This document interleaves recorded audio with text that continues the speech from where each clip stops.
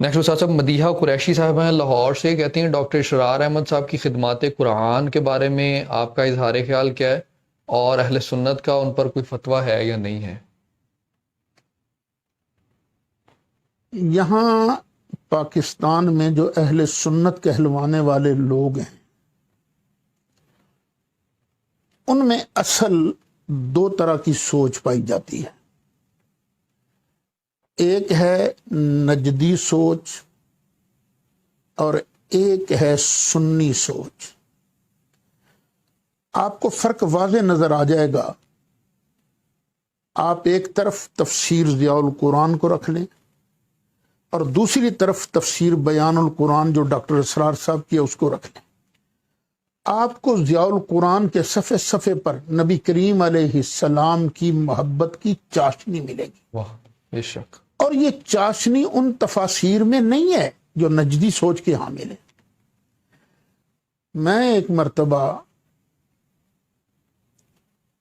England گیا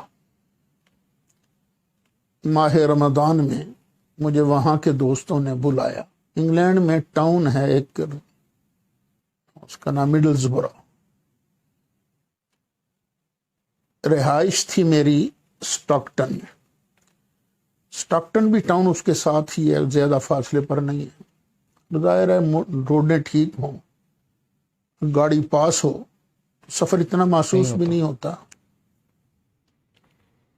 تو programme میرا یہ تھا کہ 4 دن تک میں نماز تراویح کے بعد وہ جو رمضان ریڈیو تھا، انہوں نے لائسنس لیا ہوا تھا ٹیکسی ڈرائیوروں نے، ٹھیک ہے، اس پر میں درس دیا کرتا تھا ماشاءاللہ۔ اور تراویح پڑھتا تھا سٹاکٹن کی مسجد بلال میں۔ اور میرا معمول یہ تھا کہ قاری صاحب نے جو منزل پڑھی ہوتی تھی اس کی میں بعد میں خلاصہ بیان کرتا تھا۔ ایک مرتبہ شاید سورۃ نساء تھی، میں وہ تفسیر بیان کر رہا تھا بڑے آرام سے۔ میں نے دیکھا کہ ایک داڑھی والے ساتھی ہیں، وہ روئے جا رہے ہیں، اور مجھے کچھ حیرت ہوئی کہ میں کوئی ایسی رونے والی بات تو نہیں کی میں نے، یہ کیوں رو رہا ہے؟ خیر لوگ بھی بڑی عجیب نظروں سے اسے دیکھ رہے تھے، باقی نمازی بھی۔ صلاۃ و سلام پڑھا گیا۔ صلاۃ و سلام کے بعد بڑی محبت سے وہ مجھے گلے ملے اور روتے ہوئے مجھے کہنے لگے، خدا کے لیے مجھے آج اپنا مرید کر لیجیے، میں نے بس سمجھ لیا ہے کہ آپ سچے ہیں۔ میں نے کہا یار تم ہو کون؟ انہوں نے کہا جی میرا نام ہے اشفاق احمد اور میں ڈاکٹر اسرار صاحب کا مرید ہوں۔ بس مجھے یقین ہو گیا ہے کہ سچے آپ لوگ۔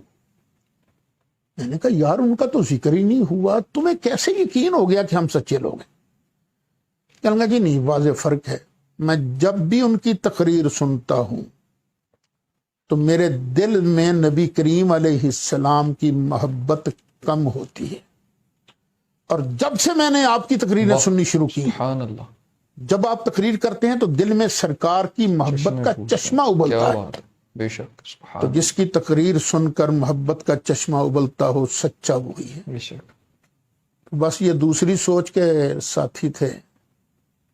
ہم الحمدللہ کوشش کرتے ہیں کہ بات بات میں جن کے صدقے سب کچھ ملا ہے انہی کا ذکر کریں، انہی کا تذکرہ کریں، جن کے چرچے اللہ کرے، جن کی محفل اللہ سجائے فرشتوں کا مجمع لگا کر، ہم کیوں نہ ان کی محفل سجائیں۔ آپ ایک بات پر اندازہ لگا لیں، ان حضرات نے کبھی نبی پاک علیہ السلام کے ذکر مبارک کی مجلس منعقد نہیں کہ صرف ذکر رسول ہوگا، لیکن یہ جو سنی فکر کے ساتھی ہیں یہ تو خالصتاً اللہ تعالیٰ کی سنت پر عمل کرتے ہوئے، ان اللہ وملائکتہ یصلون علی النبی، بخاری کے مطابق یہاں صلاۃ کا معنی یہ ہے کہ اللہ فرشتوں کا مجمع لگا کر اپنے محبوب کی صفت و ثنا کرتا ہے۔